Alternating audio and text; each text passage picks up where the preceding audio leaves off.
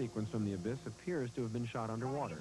In reality, most of it was filmed on a bone-dry soundstage at DreamQuest Images, where visual effects specialists created many new effects techniques, including the first use of a process now called multiple motion control.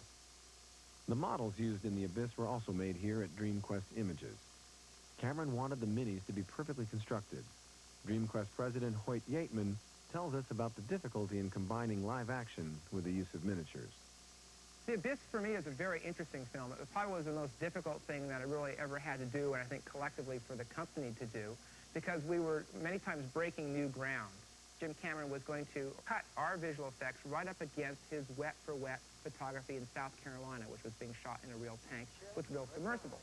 So we were faced with actually imitating the look. So what we did is we took footage that he had begin to shot, analyzed it as to what made it tick, and then went back and started doing some thinking as to how to create this in, I say, a dry-for-wet environment. Dry-for-wet photography is where you expose the miniatures in a smoke environment that gives the illusion that you're looking at something underwater. And what we did is we created a new type of motion control technique called the gantry, which is essentially an old idea where we take models and hang them from wires, but at the same time we upgraded it by the use of motion control, which has all the abilities of being able to repeat, multipass, and produce matte, which gave us the control that we needed in order to actually create the underwater look. Also responsible for that seamless blend of live action and motion control footage was DreamQuest visual effects supervisor Matt Beck. DreamQuest did a lot of testing to get the look right for the Abyss. It's the obligation of an effects company to make the shots fit into the matrix of the film. Otherwise, they're going to catapult the viewer out of his experience. So whatever is standard is established by the live action of totally intercutting, live action footage shot underwater with miniatures shot on stage and seamless intercutting. That's it's a difficult problem, and it turned out well. Making the actors appear as if they were actually inside the models presented another technical challenge for the visual effects specialists at DreamQuest.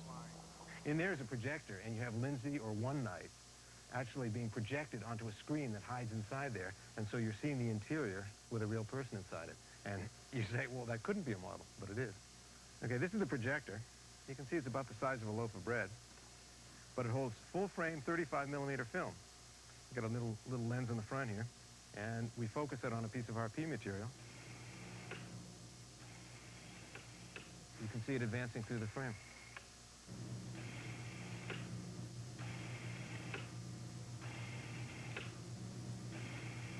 With each frame of film, every axis moves, the ship moves a little bit, it rolls a little bit, and another frame of film advances. So as the ship rolls, for example, you might have the film of Lindsay roll in contrast to that, so it looks like she's stabilizing and looks like she's really reacting to the motion of the model. I think it may be analogous to like a dancer working in front of a mirror and saying, when I do this, that's what it looks like. It's the same kind of thing, except it ain't a mirror and you ain't the star. The model is. On the Abyss, I think one of the most challenging things was a request to do blue screen underwater. When Lindsay first encounters the Manta ship, which is a crystalline glass vessel that the aliens send up from down below, and she's on the edge of literally the abyss, and she sees this glass ship come up in the shape of a manta ray, and she reaches up and touches the underbelly. We used plexiglass mirrors that were also placed underwater, reflecting the blue of the screen. So the actress would reach up and touch the underside of a mirror, putting her hand across the top. And then that would actually register with the glass crystalline ship that would be used in normal motion control photography in dry for wet and matted in behind it.